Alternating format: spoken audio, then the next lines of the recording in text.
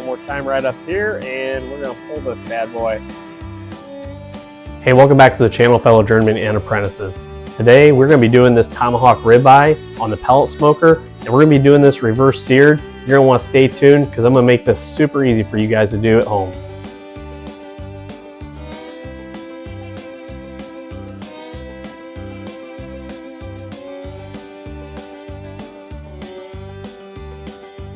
Alright guys, so back to the point here. I want to do this tomahawk, and I'm basically doing this today because I feel like every time I see a tomahawk video, people are doing crazy things to them, and they kind of forget just why they are doing this chunk of meat. This does not need much done to it. I'll just put that out there, plain and simple. This is a ribeye steak, nothing more than that, with a fancy bone in it. It is fun because it's obviously it makes a statement somewhat if you're having a party, if you're having a gathering, and also it can be argued that having the bone in the meat actually makes a better product. Some people will swear by it, some people will say it doesn't matter.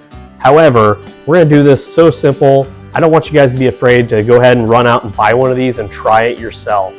To start this cook out today, we are going to go ahead and we've got this Hammond's Acres smoked sea salt that came from the farmer's market down in Memphis, Tennessee.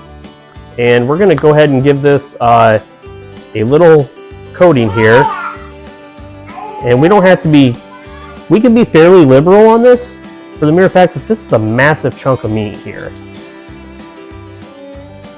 Ooh, wow, that was a bunch. That came out fast.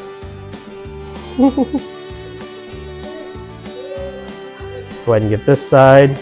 Now, we're going to come in with our pepper.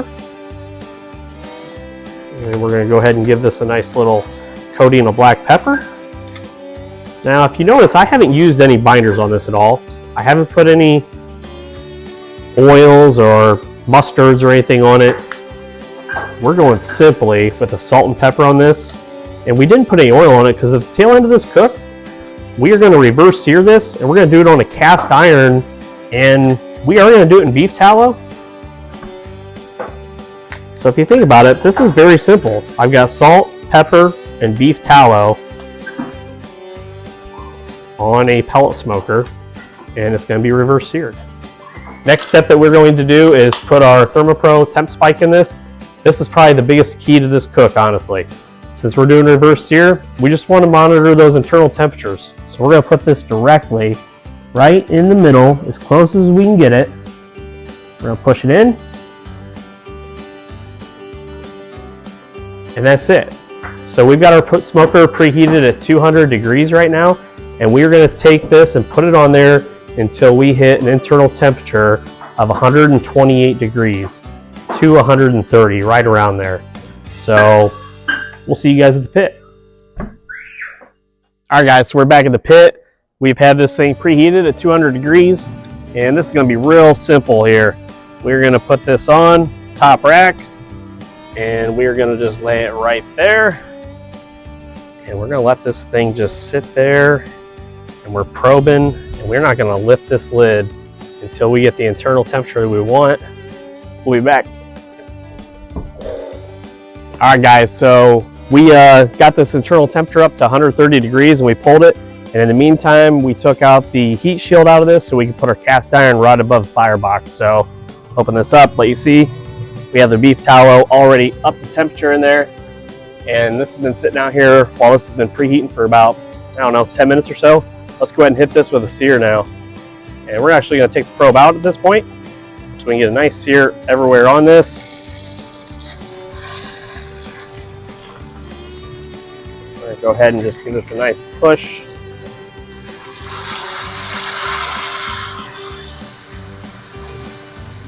Nice sear happening there. Working it around in this tallow. Left side of my pan is the hot zone. You can already see that nice crust forming right there.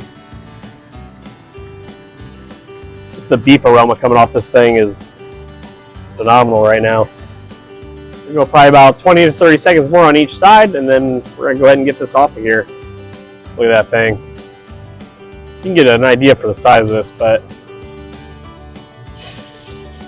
definitely a big old chunk of meat here. So I can get this off, put them on our foil.